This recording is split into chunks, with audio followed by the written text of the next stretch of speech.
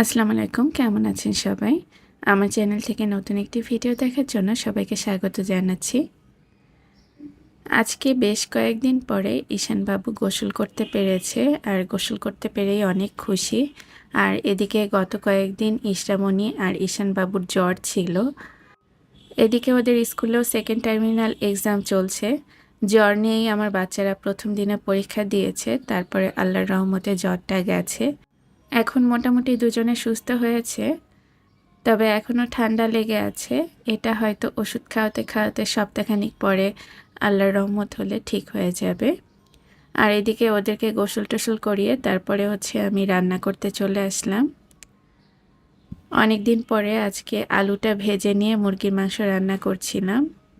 Normally তো আমি সবসময় আলুটা মাংসের সঙ্গে কষিয়ে নিয়ে তারপরে রান্না করি, তো আজকে ভাবলাম যে একটু ভেজে নিয়ে রান্না করি। আর এদিকে মুরগির মাংসটাও একটু ভেজে নিচ্ছিলাম। একটু ভেজে না রান্না করলে ব্রয়লারের মাংস আমার কাছে একদমই ভালো লাগে না, তো সেজন্য বেশ কিছুক্ষণ এটাকে তেলের মধ্যে ভেজে নেই রান্নাটা শুরু করার আগে। আর ওদিকে বাটা মশলা দিয়ে যেহেতু রান্না করব, তাই সব মশলাগুলো আগেই বেটে একটা সাইডে রেখে দিয়েছি। বাচ্চাদেরও ঠান্ডা লেগেছে আর সেই সাথে আমারও ঠান্ডা লেগেছিল, তো এখন একটু ওষুধ খাওয়ার পরে কিছুটা ভালো আছি।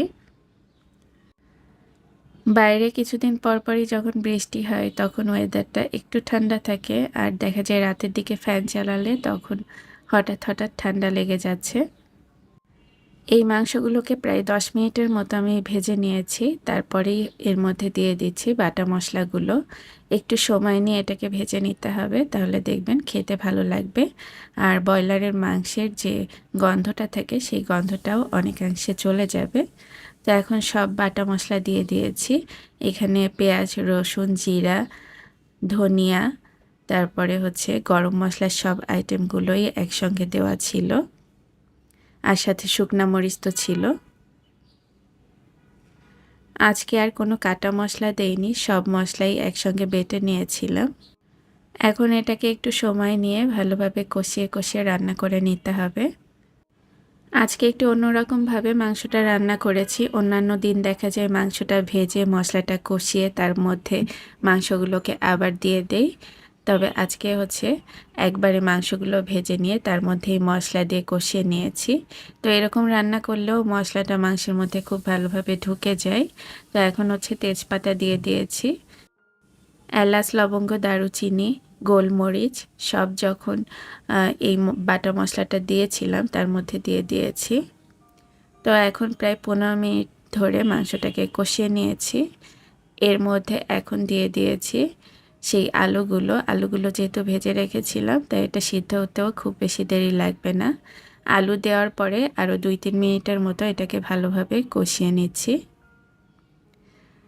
মাংস ভাজার ক্ষেত্রে সবসময় এমন পাত্রে দেওয়ার চেষ্টা করবেন যাতে লেগে যাবে না কিংবা পুড়ে যাবে না ভাজার সময়। সবচেয়ে ভালো হয় ননস্টিকের পাত্র দিলে। আর আমি যেহেতু সবসময় স্টেনলেস স্টিলের পাত্রে রান্না করি, সেজন্য এই পাত্রগুলোতে তেমন একটা লেগে যায় না, মাছ টাছ সব কিছুই ভাজি করা যায়। তো সেজন্যই আমি এটার মধ্যেই ভেজে নিয়েছি। অন্যান্য দিন দেখা যায় আলাদা তাওয়াতে এটাকে ভালোভাবে ভেজে নেই। তো এখন ঝোলের পানি দিয়ে দিয়েছি বেশ কিছুক্ষণ কষিয়ে নেওয়ার পরে। এখন আর তেমন কাজ নেই, এটাকে ঢাকনা বন্ধ করে পুরোপুরি সিদ্ধ হওয়া পর্যন্ত রান্না করে নিলেই হবে। তো আরও প্রায় 10-12 মিনিটের মতো এটাকে রান্না করে নিয়েছিলাম। এরপরই ঢাকনাটা উঠিয়ে আরও কিছুক্ষণ নেড়ে চেড়ে দিয়ে এটাকে রান্না করে নিচ্ছি, যতক্ষণ না পর্যন্ত ঝোলটা একটু ঘন হয়ে আসছে।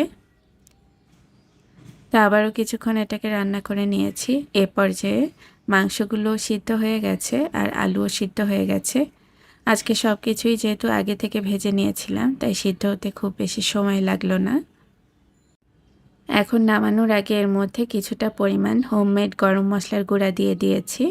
আর এই হোমমেড গরম মশলার গুঁড়ার মধ্যে সব ধরনের আইটেমই কিন্তু আছে। সব কিছু একটু হালকা ভেজে নিয়ে তারপরে এটাকে পাউডার করে নিয়েছি। আর এটা একটা কাচের জারে রেখে আমি সবসময় সংরক্ষণ করি, তাহলে অনেক দিন ভালো থাকে। আজকের এই ব্লগটি আপনাদের কাছে কেমন লেগেছে কমেন্ট করে জানাবেন। আশা করছি এরকমই নতুন একটি ব্লগ ভিডিও নিয়ে আপনাদের সাথে শেয়ার করার জন্য চলে আসব। সবাইকে আল্লাহ হাফেজ জানিয়ে এই পর্যন্তই শেষ করছি।